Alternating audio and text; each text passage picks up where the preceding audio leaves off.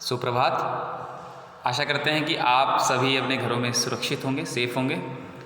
तो आज हम हिंदी विषय में जो कक्षा 9 है उसमें गद्य खंड है क्षितिज भाग 1।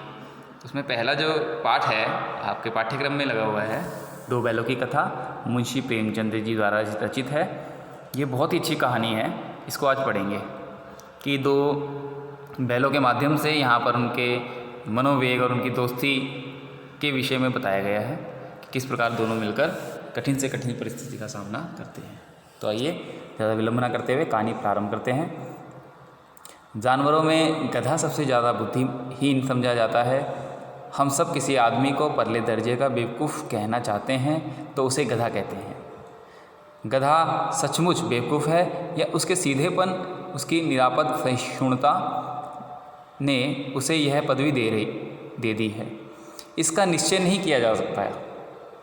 गायें सींग मारती हैं, ब्याई हुई गायें तो अनायास ही सिंघनी का रूप धारण कर लेती हैं। कुत्ता भी बहुत गरीब जानवर है, लेकिन कभी कभी उसे भी क्रोध आ ही जाता है।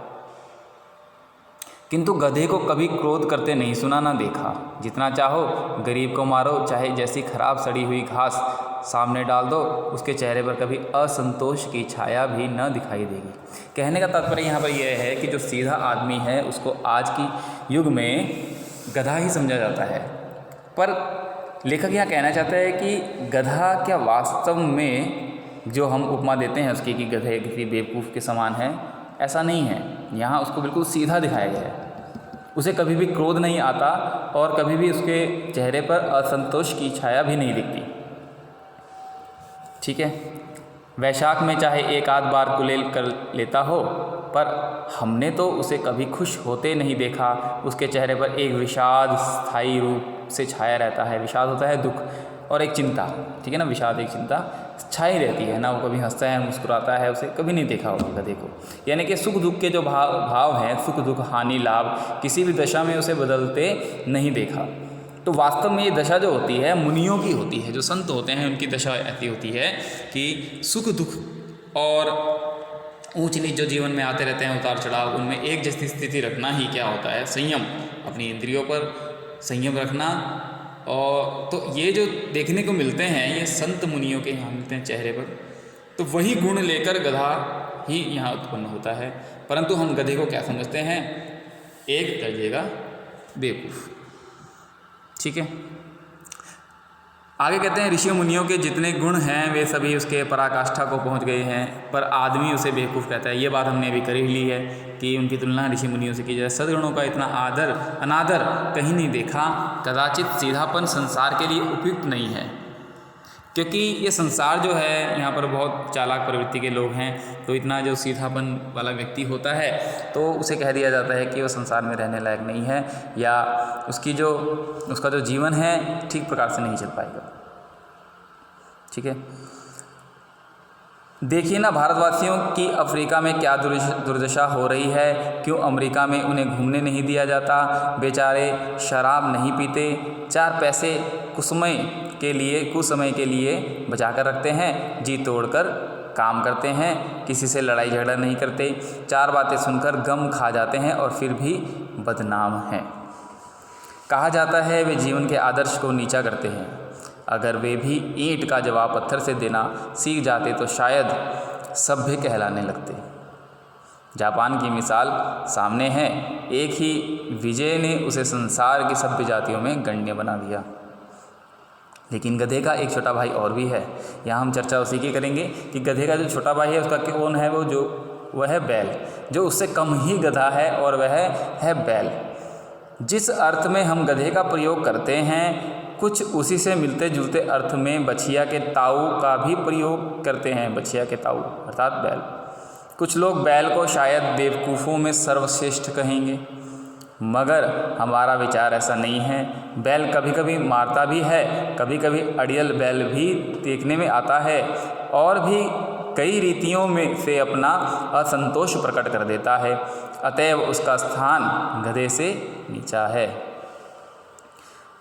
झूरी काछी के दोनों बैलों के नाम थे हीरा और मोती। अब कहानी जो है असली यहाँ से प्रारंभ होती है। पहले विषय वस्तु आपने पढ़ी, अब जो है प्रस्तावना के बाद कहानी प्रारंभ करते हैं। मुख्य पात्र इसके कौन है? हीरा और मोती हैं। ठीक है, किसके बैल हैं? वो झूरी काची के। दोनों पछाई जाति के थे, देखने में सुंदर, काम में चौकस, डील में ऊंचे।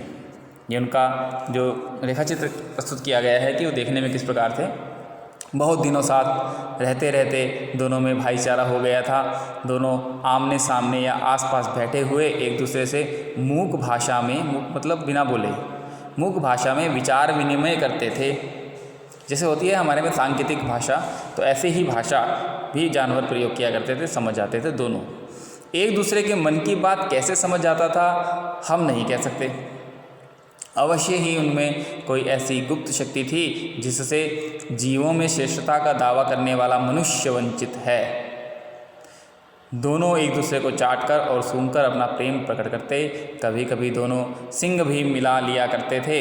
विग्रह के नाते से नहीं, केवल विनोद के भाव से, आत्मीयता के भाव से।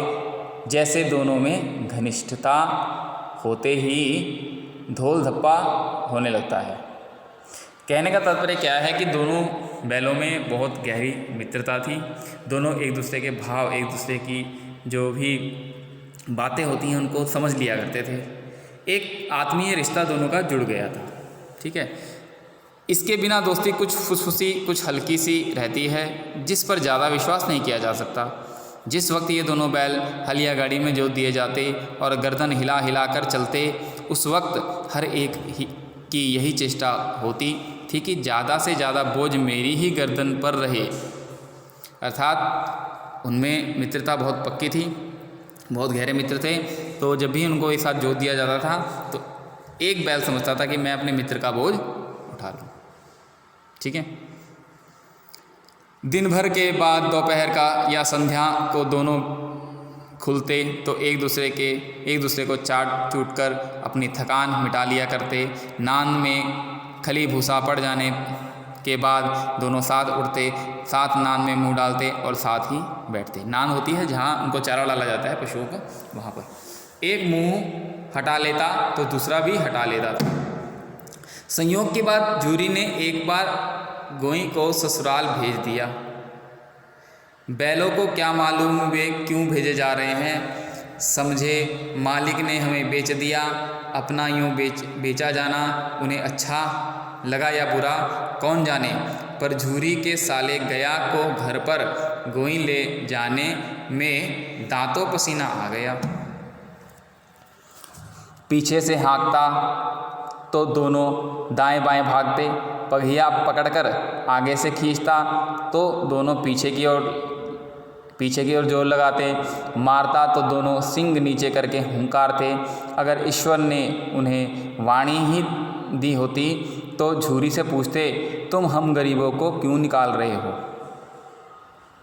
हमने तो तुम्हारी सेवा करने में कोई कसर नहीं उठा रखी। अगर इतनी मेहनत से काम ना चलता था और काम ले लेते। हमें तो तुम्हारी चाकरी में मर जाना कबूल था। हमने कभी दाने चारे की शिकायत नहीं की। तुमने जो कुछ खिलाया वह सिर झुकाकर खा लिया। फिर तुमने हमें इस जालिम के हाथ क्यों बेच दिया? ये प्रश्न था दोनों बैलों का झूरी के प्रति। देखिए, उनका जो साला होता है झूरी का, वो उनको लेके चला जाता है और वो बेमन से वहाँ जाते हैं और मन ही मन ये शिकायतें अपने मालिक के प्रति कर रहे होते हैं। संध्या समय दोनों बैल अपने नए स्थान पर पहुँचे। दिन भर के भूखे थे, लेकिन जब नांद में लगाए गए तो एक ने भी उसमें मुंह न डाला। दिल भारी हो रहा था। जिसे उन्होंने अपना घर समझ रखा था वह आज उनसे छूट गया था। यह नया घर, नया गांव, नए आदमी उन्हें बेगानों से लगने लगे। दोनों ने अपनी मूक भाषा में सलाह की, एक दूसरे को कनखियों से देखा और लेट गए। जब गांव में सोता पड़ गया तो दोनों ने जोर मारकर पगड़े तुड़ा डाले और घर की तरफ चले। पगहे बहुत मजबूत थे, अनुमान न हो सकता था कि कोई बैल उन्हें तोड़ सकेगा, पर इन दोनों में इस समय दूनी शक्ति आ गई थी। एक एक झटके में रस्सियाँ टूट गई। झूरी प्रातःकाल सोकर उठा तो देखा कि दोनों बैल चरनी पर खड़े हैं। दोनों की गर्दनों में आधा आधा घराव लटक रहा है। घुटने तक पाँव कीचड़ से भरे हैं और दोनों की आंखों में विद्रोहमय स्नेह झलक रहा था। अर्थात वह गया कि घर से झूरी के घर आ जाते हैं। झूरी बैलों को देखकर स्नेह से गदगद हो गया, दौड़कर उन्हें गले लगा लिया। प्रेमालिंगन और चुंबन का वह दृश्य बड़ा ही मनोहर था। घर और गांव के लड़के जमा हो गए और तालियां बजा बजा कर उनका स्वागत करने लगे। गांव के इतिहास में यह घटना अभूतपूर्व होने पर भी महत्वपूर्ण थी। बाल सभा ने निश्चय किया, दोनों पशुवीरों को अभिनंदन पत्र देना चाहिए। कोई अपने घर से रोटियां लाया, कोई गुड़, कोई चोकर, कोई भूसी। एक बालक ने कहा, ऐसे बैल किसी के पास ना होंगे। दूसरे ने समर्थन किया, इतनी दूर से दोनों अकेले चले आए। तीसरा बोला, बैल नहीं हैं वे, उस जन्म के आदमी हैं। इसका प्रतिवाद करने का किसी को साहस न हुआ। झूरी की स्त्री ने बैलों को द्वार पर देखा तो जल उठी, बोली, कैसे नमक हराम है बैल हैं कि एक दिन वहाँ काम न किया, भाग खड़े हुए। झूरी अपने बैलों पर यह आक्षेप न सुन सका। नमक हराम क्यों है?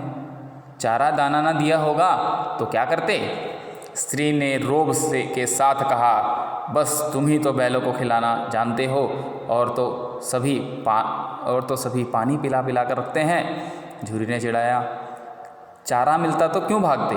स्त्री चिड़ी, भागे इसलिए कि वे लोग तुम जैसे बुद्धुओं की तरह बैलों को सहलाते नहीं, खिलाते हैं तो रगड़कर जोतते भी हैं। ये दोनों ठहरे कामचोर, भाग निकले। अब देखूं कहाँ से खली और चोकर मिलता है। सूखे भूसे के सिवा कुछ न दूंगी, खाएं चाहे मरे। वही हुआ। मजूर को कड़ी ताकीद कर दी गई कि बैलों को खाली सूखा भूसा दिया जाए। बैलों ने नान में मुंह डाला तो फीका फीका, ना कोई चिकनाहट ना कोई रस। क्या खाएं? आशा भरी आंखों से द्वार की ओर ताकने लगे। झूरी ने मजूर से कहा, थोड़ी सी खली क्यों नहीं डाल देता बे? मालकिन मुझे मार ही डालेगी, चुरा कर डाल आ। न दादा, पीछे से तुम भी उन्हीं की सी कहोगे। दूसरे दिन झूरी का साला फिर आया और बैलों को ले चला। अब की उसने दोनों को गाड़ी में जोता। 2-4 बार मोती ने गाड़ी को सड़क की खाई में गिराना चाहा, पर हीरा ने संभाल लिया। वह ज़्यादा सहनशील था। संध्या समय घर पहुंचकर उसने दोनों को मोटी रस्सियों से बांधा और कल की शरारत का मजा चखाया। फिर वही सूखा भूसा डाल दिया। अपने दोनों बैलों को खली चुनी, सब कुछ दी। दोनों बैलों का ऐसा अपमान कभी न हुआ था। झूरी इन्हें फूल की छड़ी से भी न छूता था। उसकी टिटकार पर दोनों उड़ने लगते थे। यहाँ मार पड़ी। आहत सम्मान की व्यथा तो थी ही, उस पर मिला सूखा भूसा। तो आज हम कहानी को यहीं विराम देंगे। अभी आपने इतना पढ़ लिया कि जो 2 बैल थे उनको झूरी का जो साला है वो लेकर चला जाता है। एक बार वो वहाँ से भागने में सफल हो जाते हैं, दोबारा झूरी के पास लौट कर आ जाते हैं, परंतु फिर उनको वो वहीं पर ले जाता है। ठीक है, आगे की कहानी हम अगली वीडियो में पढ़ेंगे। तब तक आप इसको समझिए, इसके आधार पर प्रश्न तैयार कीजिए। धन्यवाद।